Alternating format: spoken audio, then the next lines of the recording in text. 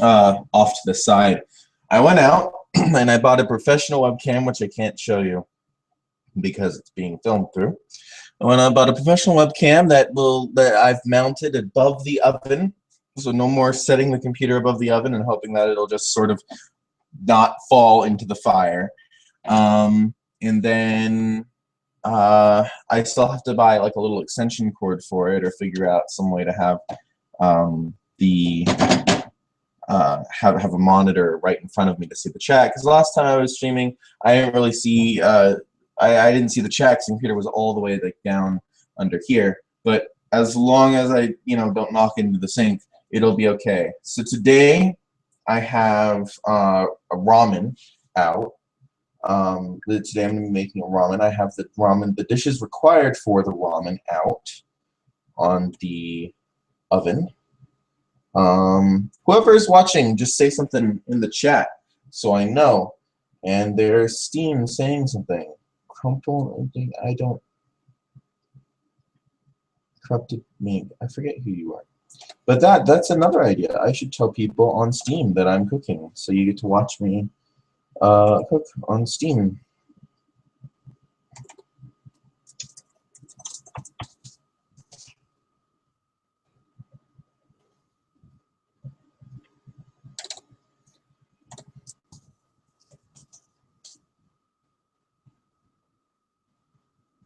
And my other people that I want to watch me cook aren't online right now. Okay, so we are going to get started once I bring my windows back up.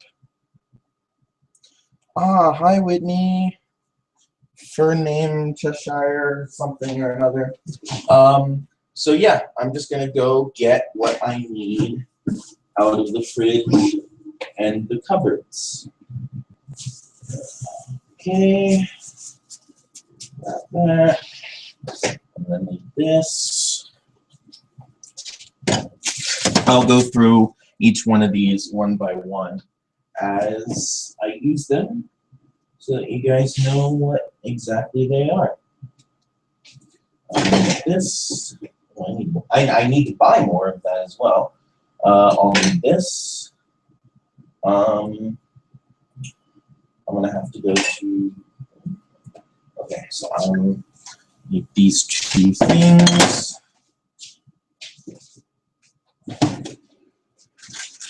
I'm gonna need these and that.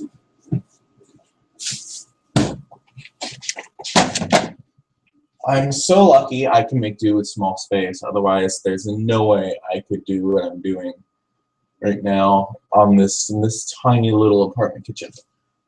What is right here? I know I need something in it. Oh, duh! Of course, I need noodles. You can't have ramen without noodles. Otherwise, it's not ramen. It's just soup. And then I gotta fill the pans and everything.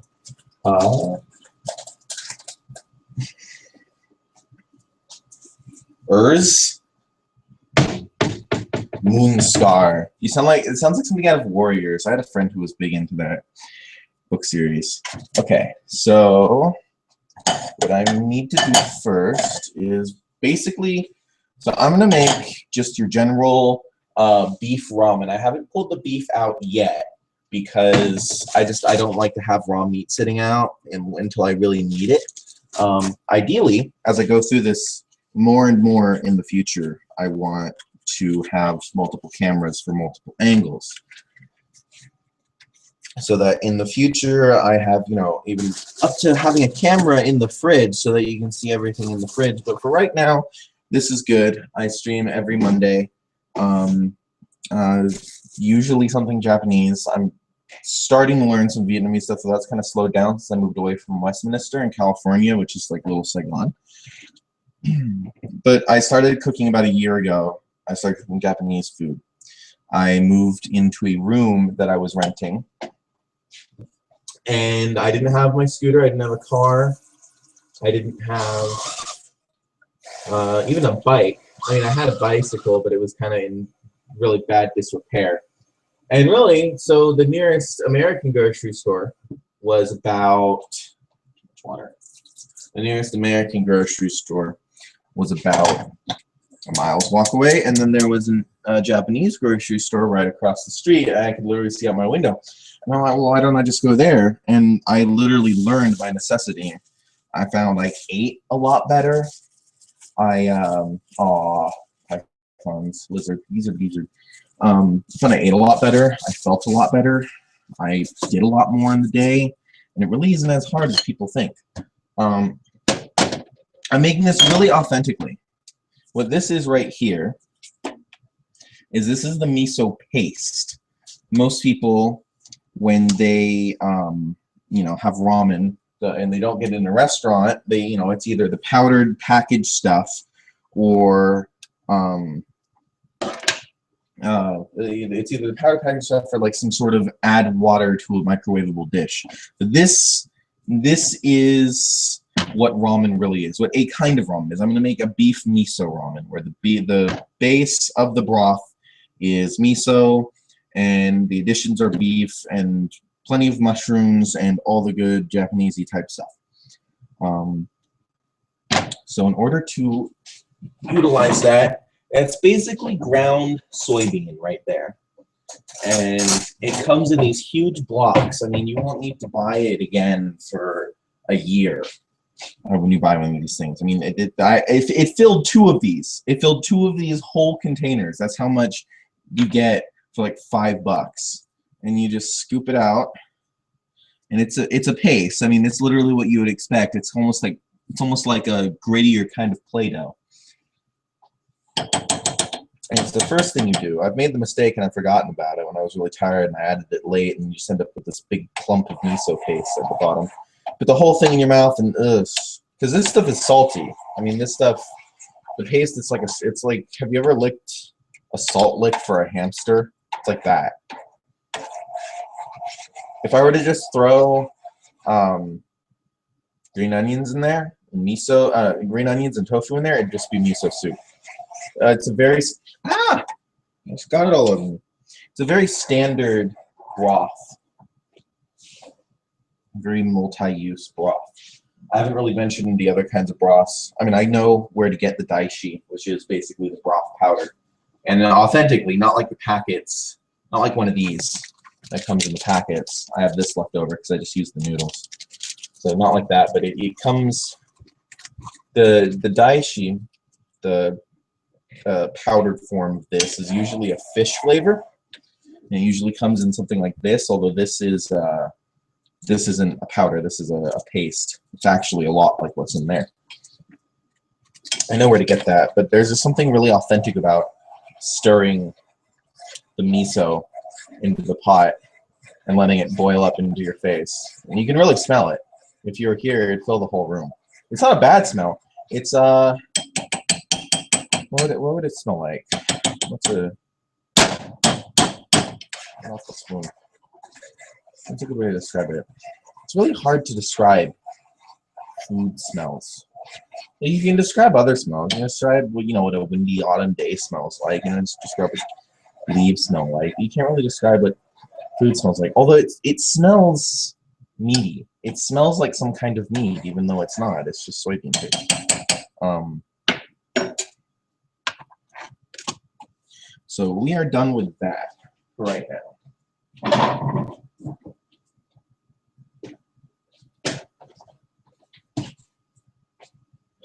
The bouillon, I have that in here. I will add a little bit of that because when I boil the beef in it, it doesn't really give enough of a beef flavor, so it gets a little slipper. But you don't want to add the whole cube because then it just ends up way too oily. That I've made 4 ramen so far, and I still have that much of the cube left. So you really only add a little bit of a sliver. Well, a little bit too much. What I'm doing is I'm getting the soup going. Not too hot.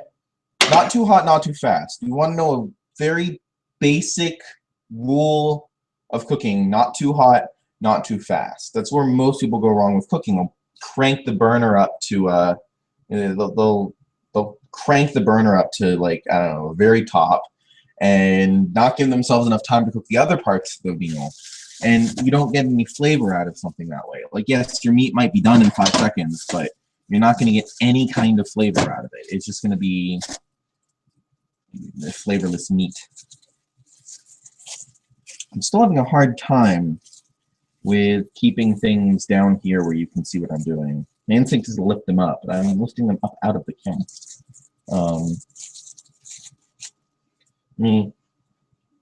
See on the computer. I want to see how many watches there are. 5 viewers. Only 5 viewers. Oh well.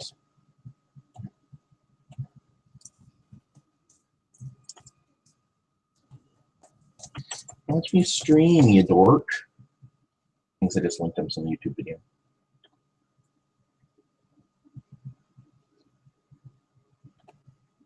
I've just linked him some YouTube video. I linked him my YouTube video.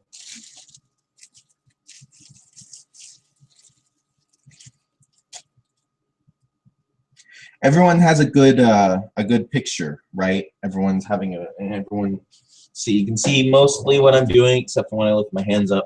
Everyone can hear me. There's sound, right? Yes, correct. So I put these mushrooms into the soup first. I really am glad I'm using these now because these really are going bad fast. I realized my fridge was turned down way too low the other day, and that's why I was getting, well, that's why my food was lasting like a week. Way too short on what it should be. So I put these mushrooms in first because they really need, I really like them to let them stew for a while because they're very absorbent and they will literally take on the taste of the broth as well as give the broth their own taste. That's why I like adding these in the beginning above the other kinds of mushrooms, which I typically put in the middle. Putting these in the beginning.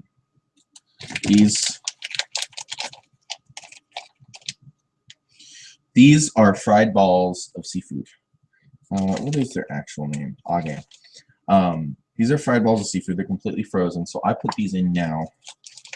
You don't have to freeze them, but then they last like 5 seconds. So I put those in right away, just so that I know for sure that it's 100% cooked when I eat the ramen. Because I made that mistake too. This is all done through trial and error. Although I find I have about an 80% success rate. I will ruin dishes from time to time accidentally, but most of the time I do it right. Okay, so now this. Okay. I'll leave that there. Gross decay in the burner. Oh.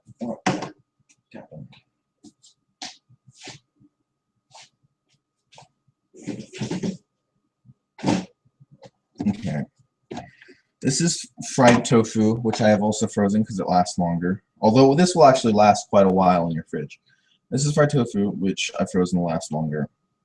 And to make sure that is absolutely good, I'll put those in first. If I didn't freeze it, these would be one of the last things to put in because they just will turn to mush pretty quickly. They're more commonly put into ramens as strips. I don't do mine as like this perfectly authentic way you get from a ramen house. I actually put a lot more into my ramens than you get from a ramen house because I like to jam pack them full. And finally now, I actually put in the noodles. I'll get this from a store on University and Priest in Phoenix that is near one of the firmies that I go to. I go to the coffee meet, I sit down, I upload photos to www.furaffinity.com/user/HemmsFox, HEMMSFOX. And then after that, I go to the Japanese market. I put those in, I let those boil, let those soften. I can probably turn the heat up a little bit more now. I tend to go slower. I can make this in like 5 minutes, but I of course go slower when I'm doing it for other people. Oops. There we go. These won't go in until the very end. Neither will that.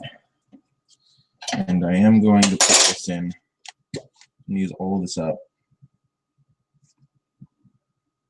Because this too is going bad.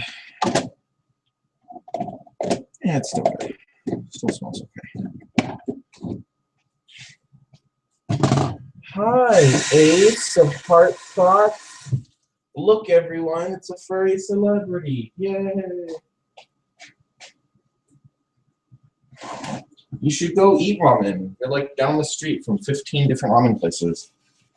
I'm jealous of you. I wish I still lived in Little Saigon. I wish I still lived in Little Saigon because unless you really are immersed in the culture, unless you're around the culture, you kind of forget things. And that's one thing I will say about Phoenix is that in Phoenix, things are spread out.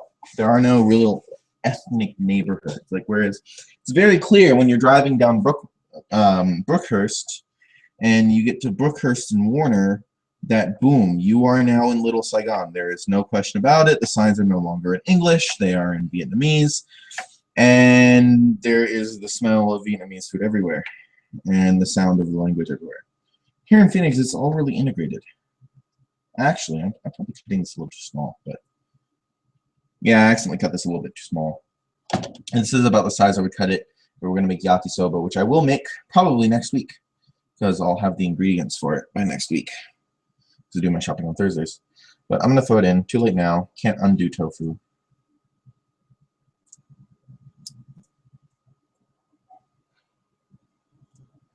.net. www.furaffinity.net.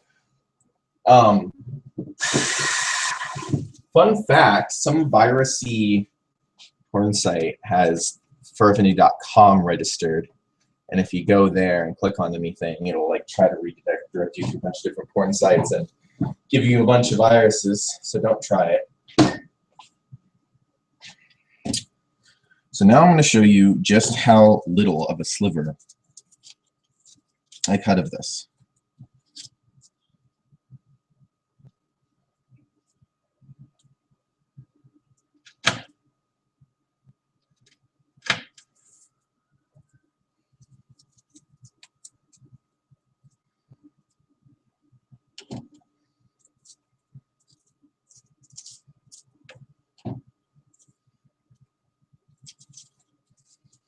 That's how much of that goes into the soup.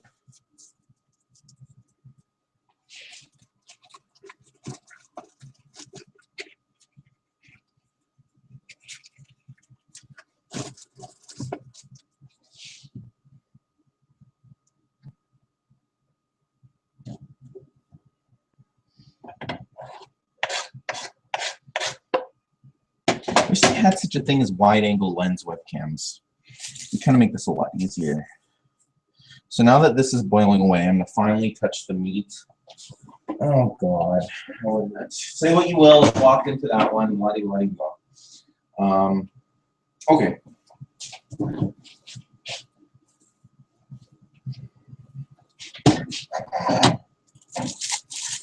So this is my favorite part, is cooking the meat. So this is where you can get really creative, and this is something that a lot of people don't do. I like to use the really thin cuts of meat for it. Mostly I use the thin cuts of meat because it saves me money on meat. I don't buy a whole bunch of different kinds of meat. This is more of a meat that you would end up using if you were to make it, make beef yakisoba. This is what you would pretty much prefer to use. But I mean, it's just as good as in ramen, probably even better because it takes less time to cook.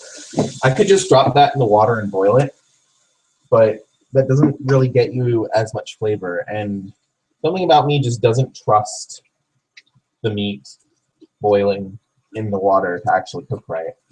But I don't cook it all the way. I don't cook it till it's tough. I cook it maybe like halfway through, which for that really is no time at all. Fire. Okay. So that's on. And this meat just cooks really quickly. So I do have to be careful.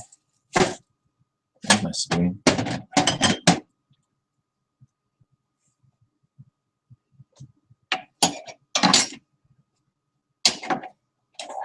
Give this a stir. So this is something that I'm going to be doing. I want to do this every Monday or more, but right now I'm shooting for every Monday.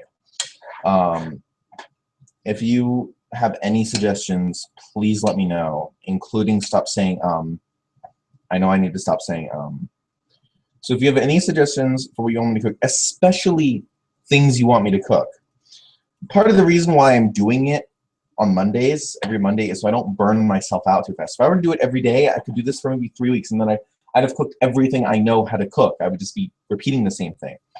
So I stagger it. I really want to learn how to cook other things. I want to use this as a way for other people to quite literally teach me how to cook varying dishes. And it doesn't even have to be Japanese or Vietnamese or Middle Eastern or Chinese, but of course that's what I have the most experience cooking in. Okay, you can see by now that this meat, it's starting to sweat and all the juice is starting to be cooked out of it, which is going to go into the broth. And that's why I have this out. I have a spicy miso teriyaki to match the miso within the soup.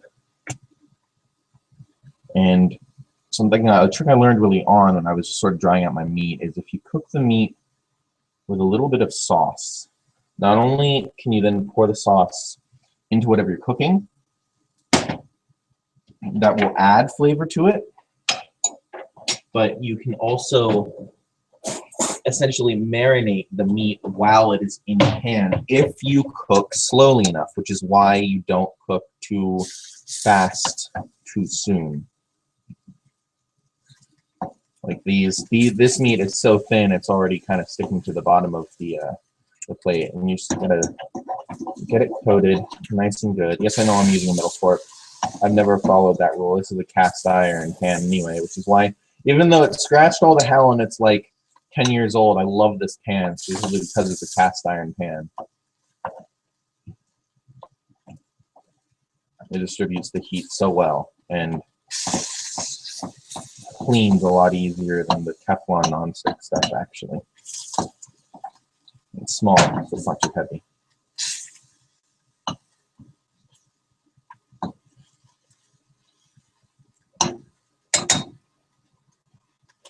What do you guys think now?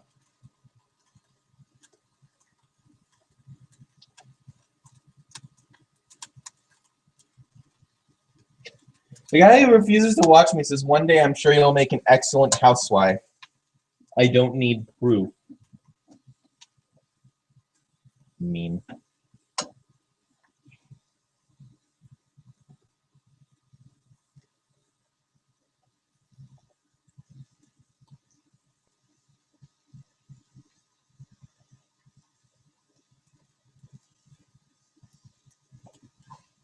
Okay, at this point, what I do is I take it off the burner and I take it over to add just a little bit of water. Just a little bit of water to loosen up the juices that have dried onto the pan. Get the last remaining bits of the meat that have dried on the pan off the pan. And you can also see it sort of washes away the teriyaki sauce I just put on it, which is a really thick teriyaki sauce. Really salty. That's why I use it as a marinade. I originally bought it for a sauce for rice. This is boiling a little too fast. I originally bought it as a sauce for rice, and then I didn't like how overpowering it was. So I started using it as a marinade. And it gets poured right into the soup to add a little bit of beef flavor, a little bit of the miso flavor.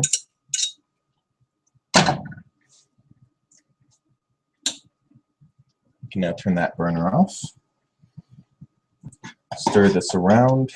I already added the bouillon cube. Aw, thank you. You guys can come over to my house anytime. I'll cook for you. This right here is fish cake. If you've ever seen an anime where they're eating udon and you're, what's that spirally pink thing? Because most often it's in the spirally pink shape. That's what this is. It's essentially a block of mushed pollock. Like, think of Pringles. Think of how Pringles are made, where it's mashed potato chips. That's essentially what this is. This is a mashed fish block. There's a lot more advertising than it sounds. Trust me. And it's good raw. Like, it's perfectly edible right here. Like, I can just pick it up and eat it. And it's really sweet. Not sweet as, you know, an American would think of sweet, because we like things sickly sweet almost. The saying about America is, if when you go to America, don't eat the chocolate. But it is a very sweet flavor, which is why I like to put in the ramen. And also it gives color to the ramen in a way that gives color to the ramen in a way that's hard when you make a beef ramen, because most of the time it really is just a lot of browns, grays, especially when you're cooking a beef ramen. It almost looks unseemly. Normally I would put more green in it, but my green onions are no good anymore. So I have to make do with that. Mix it up, mix it around.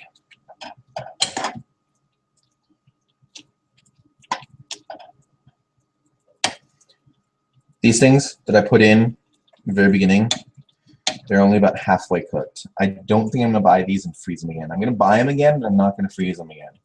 I asked if they could be freezed at first, but, you know, I didn't. Broken understanding of English, broken English came back. I just, on my head, I said yes. Because, of course, you know, I go into authentic stores to buy this stuff. I'm like one of the only white kids walking around in there, and everyone looks at me weird. And then they look at me equally weird when I walk out with stuff and, you know, walk out like I know what I'm doing. Unlike most people who probably go in there and, like, get a ramen and walk out. I don't have pronunciations down yet, by the way. You wish you could cook? Then watch this and I'll teach you how to cook. Yeah.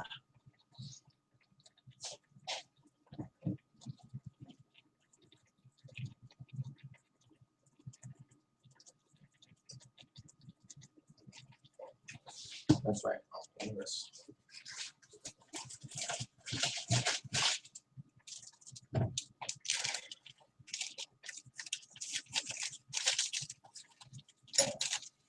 I'm just taking one of these out. I've given up on trying to cut these. Every time I cut these, I end up tearing. They're the most brittle, fragile things in the universe. I swear. So no, my suggestion for these, because they're mainly made for sushi wraps, but I see bits of sushi in ramen all the time, although I'm sure this is the wrong kind to use. The kind you're supposed to use is a really thick kind. But those are more expensive. That's like $5 a bag. Whereas this was like $1. This whole bag, which has 10? Yeah, 10. This whole bag, which has 10, is like $1.50. These don't go into the very end. The minute these come in contact with water, they just poof. They just turn to like this really gloopy, not gloopy, actually pretty gloopy. But they turn to this consistency, almost like a boiled wonton, where they just kind of stick together.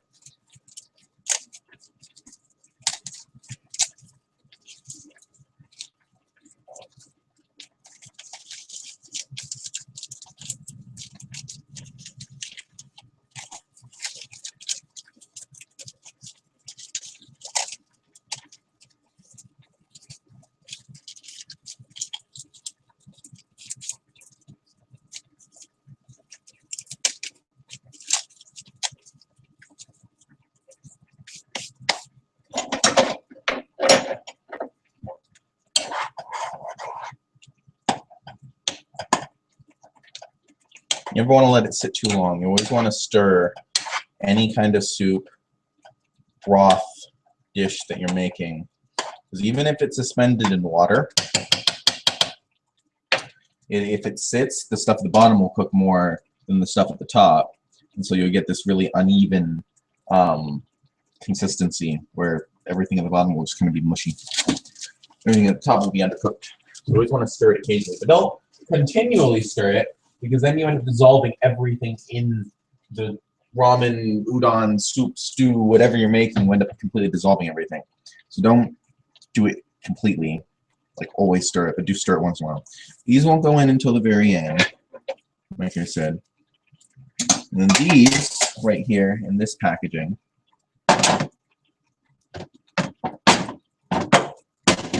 these are mushrooms. Those won't go into the end until the very end either, because those are actually much better, much tastier when they're raw than when they're cooked. They have more flavor to them. There's very tall, thin mushrooms, look like that. And I take these and I chop the ends off of them like you're supposed to.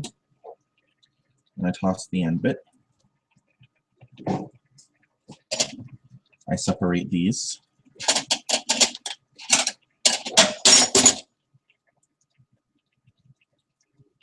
Because they do still like to stick together, unless you cut them too high. But then if you cut them too high, you get rid of all the lengthening, which is half the fun of eating them. They're very chewy. The one exception to me to the better raw rule is when I'm making yakisoba, I throw them in immediately and let them stir around with the noodles, because they blend in with the noodles. They end up looking exactly like the noodles, and they add a texture to the noodles in yakisoba that it livens it up. Which I should be more lively. I should probably be more like, hey, wow, look, mushrooms and seaweed and soup. But I've been racking my head for 2 hours getting this set up. Please, suggestions, anything you want, anything you want to know, you want me to see me cook, anything like that, please let me know. This is pretty much done, except there's one final thing. This is my favorite thing in the world, ponzu. It's plain soy sauce with lemon juice in it. Essentially citrus soy sauce. And I pour this into it. So if you want to be super ultra specific of the kinds of ramen there are, there's miso ramen, there's beef ramen, there's soy ramen, which is just soy sauce broth ramen. So if you want to be super specific, this is a miso beef soy ramen. It's just in everything. It's a good thing.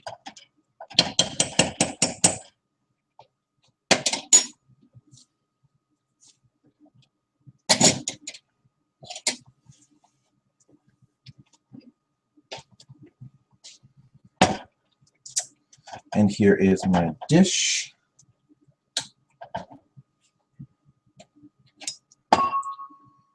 And I let the broth pour out slowly, because I don't want it to all fall out, splash everywhere.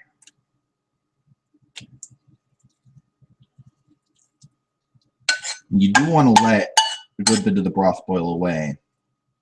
Otherwise, by the end of it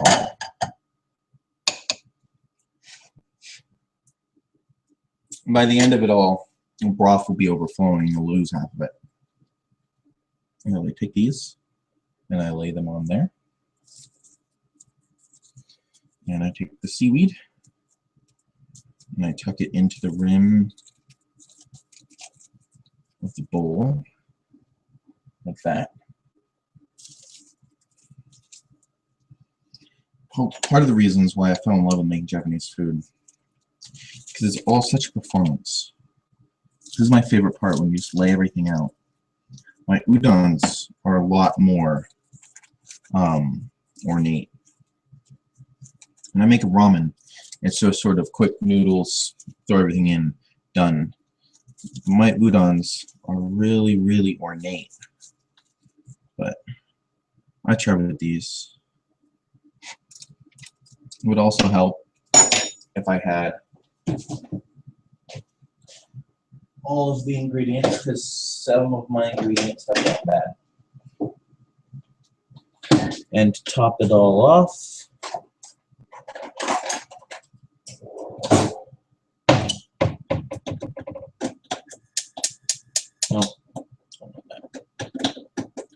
those are both off. Top it all off and put some of that on top of it.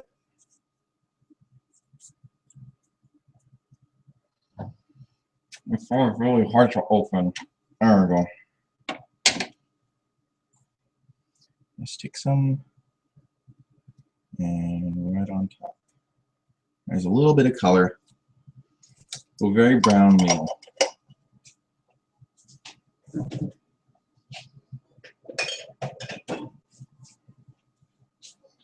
And that's that. That is how I and how you too can make a ramen. You know, it'd be a good idea be a good idea is if I'm gonna tilt the camera up. It would be a good idea.